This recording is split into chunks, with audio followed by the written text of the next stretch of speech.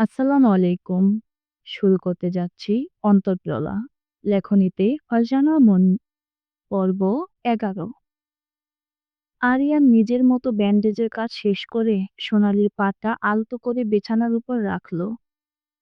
অতঃপর একটা বালিশ নিয়ে ওর পায়ের নিচে দিল। সোনালি যেন মুখে ভাষা হারিয়ে ফেলেছে। মানুষটার পাঞ্জাবিতে রক্ত লেগে আছে, কিন্তু এতে তার কোনো হেলদোল নেই। আরিয়ান সবশেষে সোনালির মুখের রুমালটা খুলে দিয়ে বলল, কিছু বলার আছে? মেয়েটা ঘন ঘন মাথা উপর নিচ করে বলল, আমি রুমে যাব। সেটা ছাড়া আর কিছু বলার আছে? মেয়েটা দুই দিকে মাথা নাড়িয়ে বলল, না। আরিয়ান এবার শান্ত দৃষ্টিতে সোনালীর মুখের দিকে তাকিয়ে বলল, শোনো স্বর্ণলতা, আমি তোমাকে জরুরি কিছু প্রশ্ন করব, আশা করি সঠিক উত্তর দিবে। ছোট সুলতানের শান্ত দৃষ্টি দেখে সোনালী হালকা ঘাড় কাত করে সম্মতি জানালো। আরিয়ান স্বাভাবিক কণ্ঠে প্রশ্ন করল, তুমি কি আমাকে আগে কখনো দেখেছো? মেয়েটা নিচের দিকে তাকিয়ে মৃদু কণ্ঠে বলল, না। আগে কখনো এই গ্রামে এসেছো? না। আরিয়ান বড় একটা দীর্ঘশ্বাস ফেলল। অতঃপর ঢোক গিলে উঠে গেল আবারও আলমারির দিকে। সেখান থেকে ছোট্ট একটা বক্স নিয়ে এসে সোনালীর সামনে বসল। সোনালী লক্ষ্য করে দেখল বক্সটা রূপার তৈরি। বক্সের উপর সুন্দর করে কারুকাজ করা। আরিয়ান বক্সটি খুলে সেখান থেকে একটা নুপুর বের করে ওর সামনে ধরে বলল, এটা চেনো? মেয়েটা কিছুক্ষণ থম মেরে বসে রইল। এদিকে আরিয়ানের উত্তর জানার আগ্রহ বাড়ছে। সে সোনালীকে আবারও বলল, স্বর্ণলতা, আমি তোমাকে কিছু জিজ্ঞেস করেছি। সোনালী ওর প্রশ্নের উত্তর না দিয়ে উল্টো প্রশ্ন করল, মেয়ে মানুষের নুপুর আপনার কাছে কি করে? মুহূর্তেই আরিয়ানের মেজাজ চটে গেল। ওর কেন জানি মনে হচ্ছে এই মেয়েটা ধৈর্যের পরীক্ষা নিচ্ছে।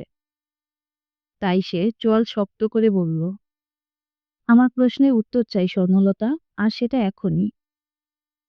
সোনালী কাঁপা কাঁপা কণ্ঠে বলল, কোন প্রশ্ন? এই নুপুরটা কি তুমি চেনো? মানে আগে কখনো দেখেছো? সরাসরি বলতে গেলে নুপুরটি কি তোমার? মেয়েটা নিচের দিকে তাকিয়ে গলার সাথে থুতনি ঠেকালো। অতঃপর দুই দিকে মাথা নাড়িয়ে না বোঝালো। আরিয়ান চোয়াল শক্ত করে তপ্ত স্বরে বলল, তুমি মিথ্যে বলছো স্বর্ণলতা।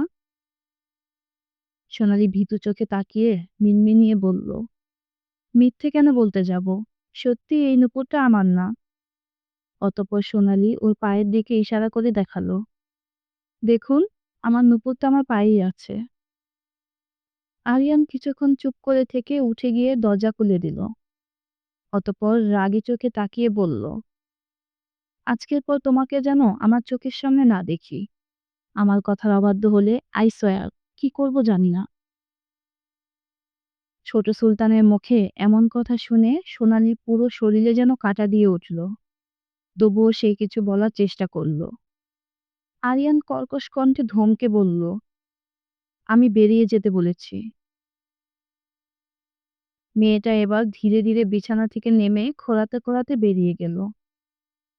রুম থেকে বেরিয়ে একবার দরজার দিকে চাইল। আরিয়ান ওকে তাকাতে দেখে মুখের উপর ঠাস করে দরজা বন্ধ করে দিল। সোনালীর পা টলছে, মাথাটা যেন ঝিমঝিম করছে। কি হচ্ছে তার সাথে? একটু সাজগোজ করেছে বলে ছোট সুলতান থাপ্পড় মেরে দিল। সেই থাপ্পড়ের দাগ গাল থেকে না মিলিয়ে যেতেই লোকটা নিজের রুমে ডেকে নিয়ে ভয় দেখালো। আবার নিজেই যত্ন দেখিয়ে রক্তাক্ত পায়ে ব্যান্ডেজ করে দিল। আর এখন আবার কি হলো কে জানে। নিজেই দূর দূর করে তাড়িয়ে দিল। আর আসবো না এই লোকের কাছে, শয়তান সুলতান। খুঁড়িয়ে খুঁড়িয়ে সিঁড়ি দিয়ে নিচে নামতেই সামনে পড়ল শিমুল। সোনালীর পায়ের এই অবস্থা দেখে আঁতকে উঠে বলল, সোনালী আপা, কি হয়েছে তোমার? পায়ে পট্টি বাঁধছো কেন? সোনালী হাতের উল্টো পিঠ দিয়ে চোখ মুছে বলল, আসলে ছোট সুলতান। বাকিটা বলতে না দিয়ে শিমুল ওকে চুপ করিয়ে দিয়ে বলল, তোমার ঘরে আহো, পরে বাকিটা শুনমনে। অতঃপর শিমুল সোনালীকে নিয়ে গেল রুমের দিকে। বিছানায় আরাম করে বসিয়ে পায়ের নিচে একটা বালিশ দিয়ে ফিসফিসিয়ে বলল, তোমারে পায়ে সাদা পট্টি কে বাইন্দা দিছে? নিশ্চয়ই ছোট সুলতান। মেয়েটা ওপর নিচ মাথা ঝাঁকিয়ে মৃদু কণ্ঠে বলল, হুম। শিমুল কিছুক্ষণ চুপ করে থেকে বলল, কিছু মনে না করলে একটা কথা কমু আপা? বলো। এই সাদা পট্টিটা তুমি খুইলা ফেলো। আমি তোমাকে নতুন করে আবার কাপড় বাইন্ধা দিতাছি। কেন? এটা কি হয়েছে? এইমাত্রই তো বেঁধে আসলাম। তাহলে এখনই পরিবর্তন করব কেন? শিমুল দরজার দিকে এক নজর তাকিয়ে ফিসফিসিয়ে বলল, বড় আম্মা আমাকে যতই আদর করুক, দিন শেষে তবুও আমরা এই বাড়ির কামের লোক। তাছাড়া তুমি যে সুন্দরী, তাগো বাড়ির পোলাগো লগে মিশতে দেখলে দুনিয়ার কানাঘোষা হইব। তখন তোমার নামে বদনাম হইব। তোমার এমনিতেও যাওয়ার জায়গা নাই। যদি হেরা তাড়াইয়া দেয়, যাইবা কই? ছোট সুলতানের দয়ার শরীর, তাই তোমার কাটা পাটা দেইখা মায়া কইরা সাদা কাপড় বাইন্ধা দিছে। কিন্তু বাড়ির মেজ গিন্নি ও ছোট গিন্নি তোমার পায়ে এটা দেখলেই অনেক কথা জিগাইব। তখন কি উত্তর দিবা? তার চেয়ে ভালো ছোট সুলতানের থাইকা দূরে থাকো। বলেই শিমুল সোনালীর পায়ে ব্যান্ডেজটা খোলা শুরু করলো। সোনালী এতক্ষণ ধরে শিমুলের দীর্ঘ কথা মনোযোগ দিয়ে শুনছিল। পায়ের ব্যান্ডেজে টান লাগতেই মৃদু আর্তনাদ করে উঠল। শিমুল ধীরে ধীরে ব্যান্ডেজটা পাল্টে কাপড় বেঁধে দিল। তারপর সোনালীকে আবারও বলল, কেউ জিগাইলে কইবা ভুল কইরা আহার ঘরের বটিতে পা দিছো। ছোট সুলতানের ঘরের কথা কওয়ার দরকার নাই।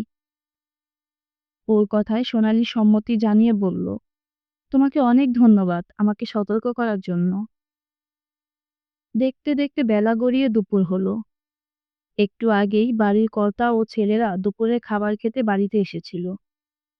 খাওয়া শেষে যার যার মতো এখন চলে যাবে।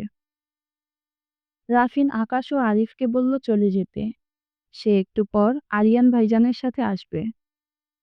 এ কথা শুনে রাফিনের জন্য ওরা আর অপেক্ষা করল না। দুই ভাই লাঠিয়াল সহ জামদানি হাউসের দিকে গেল। ভাই! রাফিনের ডাকে আরিয়ান পেছনে ঘুরল। সেটা দেখে রাফিন এগিয়ে গিয়ে বলল, আমাকে ডেকেছিলেন ভাই? আরিয়ান গম্ভীর কণ্ঠে বলল, সুমনকে একটা চিঠি পাঠাতে হবে। কোন সুমন আরিয়ান ভাই? আপনার বন্ধু? হ্যাঁ, ওকে বলবি মোহাম্মদপুরে গিয়ে রমেশ মণ্ডলের খোঁজ খবর নিতে। রমেশ মণ্ডল বাড়িতে ফিরেছে কিনা আর্জেন্ট আমাকে সেই খবর দিতে বলবি। ঠিক আছে ভাই, হয়ে যাবে। আপনি কি এখন জামদানি হাউসে যাবেন? হ্যাঁ, চল যাই। বলেই দুজন বেরিয়ে গেল। আরিয়ানের পাশের রুমটাই আরিফের রুম। তার পাশেই আকাশ, আশা, আলো, আঁখি ও পাখির রুম রয়েছে। এখন গভীর রাত, কিন্তু আরিফের চোখে ঘুম নেই। মনটা বড্ড ছটফট করছে কোনো এক অজানা টানে। গতকালকে সন্ধ্যায় সোনালী নামের মেয়েটাকে ঘুমটার আড়ালে দেখেও তার ভেতর অদ্ভুত এক ভালো লাগা কাজ করেছে। বারবার ইচ্ছে হচ্ছে মেয়েটাকে এক পলক সামনাসামনি দেখার। কিন্তু মেয়েটা তো নিজে থেকেই সবসময় ঘুমটার আড়ালে থাকতে পছন্দ করে। তাহলে সে কি করে দেখবে? ভাবতে ভাবতেও যেন তার নিঃশ্বাস আটকে আসছে। আরিফ কিছু একটা ভেবে আচমকা উঠে বসল।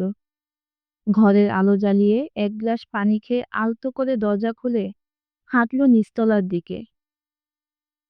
সরাসরি সোনালীর রুমের সামনে এসে ছেলেটা থমকে দাঁড়ালো। আলতো করে দরজা ছুঁয়ে বুঝতে চাইল ভেতর থেকে আটকানো কিনা। কিন্তু মৃদু শব্দ করে কাঠের দরজাটা খুলে গেল। আরিফ আশেপাশে এক নজর তাকালো।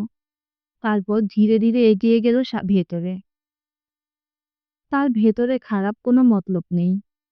তবে সোনালী নামের মেয়েটাকে দেখার এক আকাশ পরিমাণ ইচ্ছা তার। সেই ইচ্ছাকে প্রশ্রয় দিতেই সে এগিয়ে গেল সামনে। লণ্ঠনের আঁচ কমিয়ে বিছানার পাশেই রাখা হয়েছে।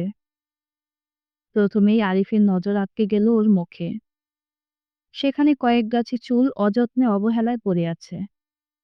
ছেলেটা এক দৃষ্টিতে সোনালীর দিকে তাকিয়ে আরো সামনে এগিয়ে গেল। অতঃপর বিছানার পাশে হাঁটু গেড়ে বসে হাত দিয়ে আলতো করে মুখের উপর থেকে মেয়েটার চুল সরিয়ে কানে গুঁজে দিল। লণ্ঠনের হলদেটে আলোয় মেয়েটার ঘুমন্ত চেহারা দেখে আরিফ আস্তে করে বলল, মাশাআল্লাহ, পুরো ঘুমন্ত পরী। ছেলেটা কিছুক্ষণ বিভোর হয়ে তাকিয়ে থাকার পর লক্ষ্য করল সোনালি হালকা নড়াচড়া করছে। সঙ্গে সঙ্গে সে সোনালির রুমের দরজাটা চাপিয়ে সিঁড়ি বেয়ে উপরে উঠে এলো।